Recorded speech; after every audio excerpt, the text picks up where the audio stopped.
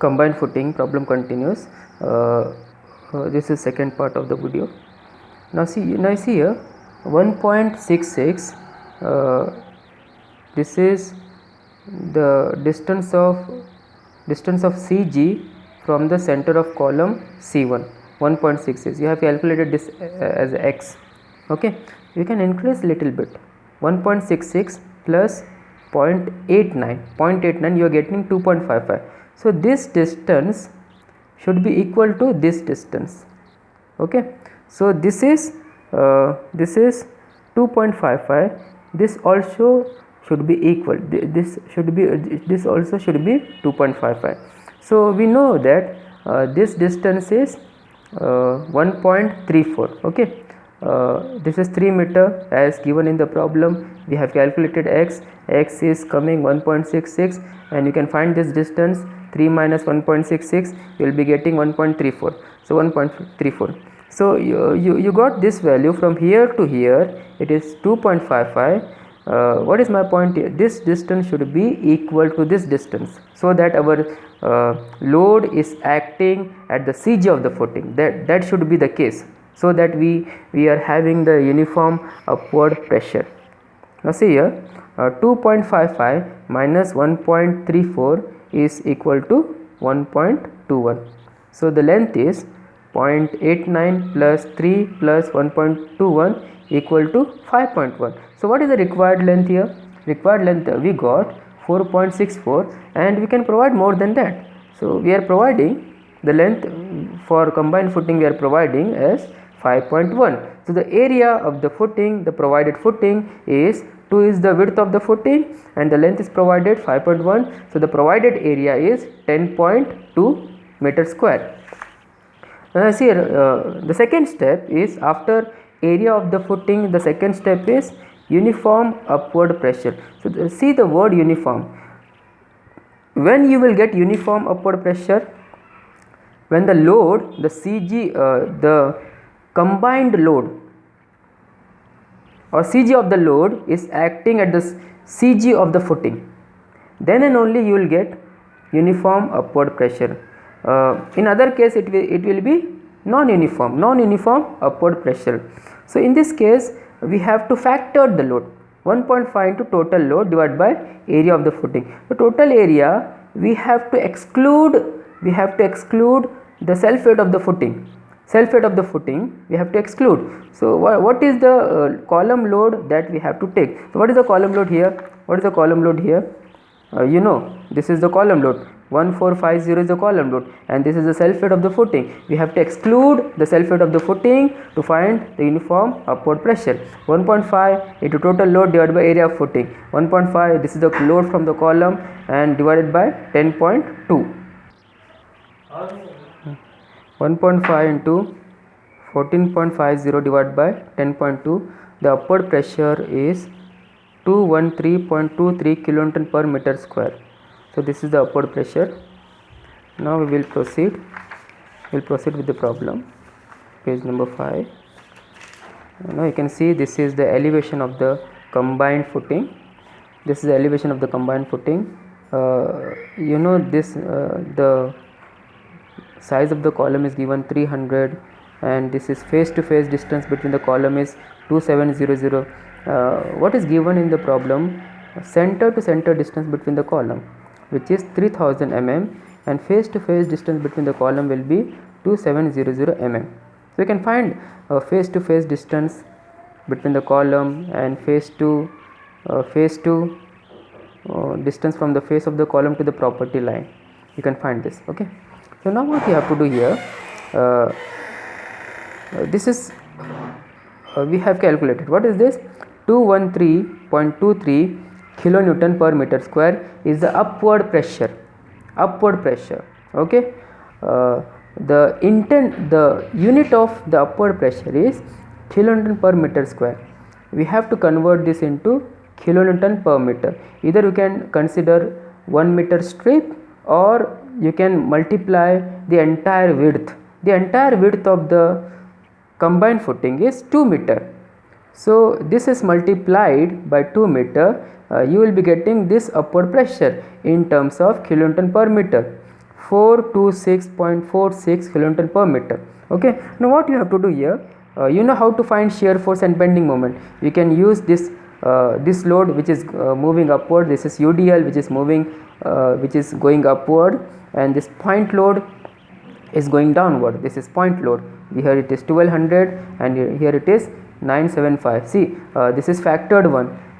The total load of the C1 is factored and total load of the C2 is factored. Okay, you need to factor, you need to consider the factor load here.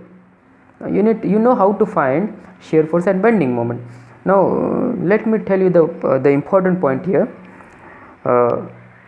See, you have to find shear force at the face of the column, at the face of the column, at point B, at point F, at point H, and at point I, and at point E. Okay, so we are not interested in the shear force value of C, in the shear force value of the D, which is the center of the column C1, and this is the center of the column C2. We are not interested. We have to find the shear force at the face of the column. You can see I have just circled the figure. This is the shear force at point B. This is the shear force at point F. This is the point of zero shear where the bending moment is maximum. You can see here the shear force at H is 61.96. You can see here shear force at point I is 452.04. Okay, so you can find the shear force. I will just record this and you can just see. So what I have done here, I have calculated the shear force at point C. You can calculate that, but also you have to calculate at point B that we have to consider. So the point is that you have to consider shear force at the face of the column. Okay, so try to find that. We also have to find the distance of the point of zero shear. This is x. So you can find by similar triangle. You can see this is the figure. This is 595.45 divided by x, and this here it is 683.93 divided by this distance 3 minus x. So you will be getting x distance, so that you can find maximum bending moment. So just see how to find bending moment. You can check this. Now we have what we have done, we have analyzed about longitudinal direction. Longitudinal direction is the length directions. We have calculated along the length direction. So this is the plan of the combined footing. Two columns will be there. So we have analyzed along the length of the footing. We also have to analyze along the transverse direction, along the width of the footing. So when you see from this side, you will get only one column. You can see only one column like this. You will see only one column. Okay, so the width of this is 2 meter. Okay, so you have to find this distance from here to here. This is 1 meter because the total width is 2 meter. So this distance is 1 meter, and this the width of the column is 0.3 meter. So from here to here it will be 0.15 meter. So this clear distance from the face of the column to the property line, you will be getting 0.850. Now you have to find the bending moment at the face of the column. The bending moment at the face of the column is 213. 213 is upward pressure. You just see here kilonewton per meter. Actually the upward pressure is 213.23 kilonewton per meter square.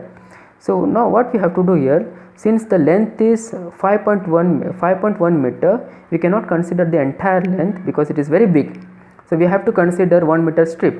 So by considering 1 meter strip, your unit changes to kilonewton per meter.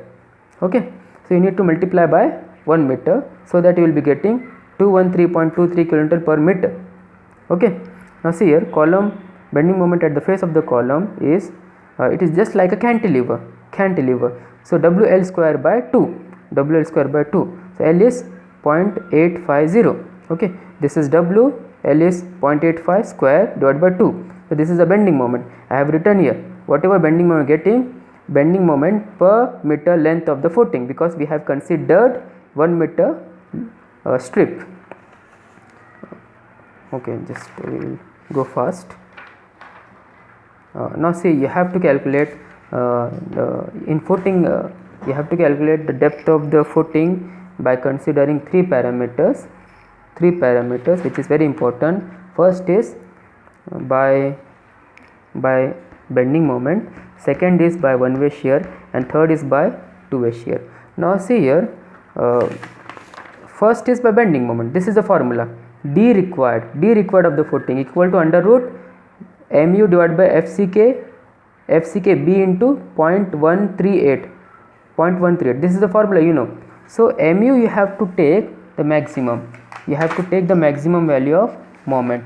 Now see here, you go back to your analysis. So the maximum moment is 249.79. This is not maximum because it is at the center of the column C2. We have to consider the bending moment at the face of the column. I have not written here, I also have not calculated, but you have to take the bending moment at the face of the column. So in that case, this is the maximum. So take the maximum moment and find the depth of the footing. So depth of the footing will be getting something I have not written here. Okay, so this is the depth of the footing from bending moment. Now come to one way shear. The next parameter to determine the depth of the footing. One way shear. The formula, you know, tau V equal to VU by BD. Okay, so VU you have to take maximum, shear force maximum. So again you go back to your analysis and see here at the face of the column where you find the maximum shear force. You can see here the maximum shear force is at H.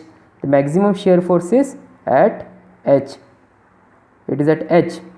Okay, so you can know the value of that is 619.35.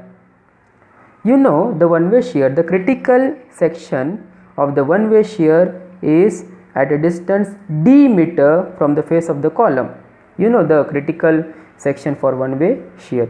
So now see here, we have to calculate, you can see here, this is the maximum shear that we have at the face of the column at the point H. So the critical section will be at a distance d from the face of the column. So what is the shear force at this point that we have to calculate? We have to calculate. How to find this? Now see here, in the case of shear, you can see here, as we go from this point to here, the shear force is decreasing. So we have to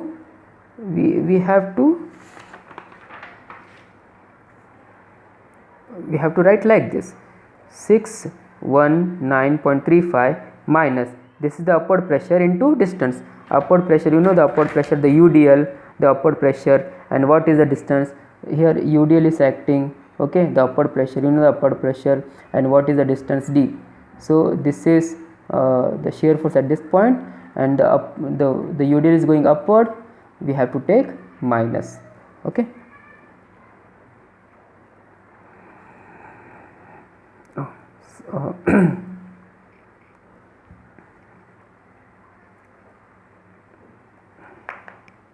Okay, so VU by BD, VU, you know the shear force at the critical section, B is 2 meter and D that we need to find, it is equated to 0.35 into 10 raised to 3.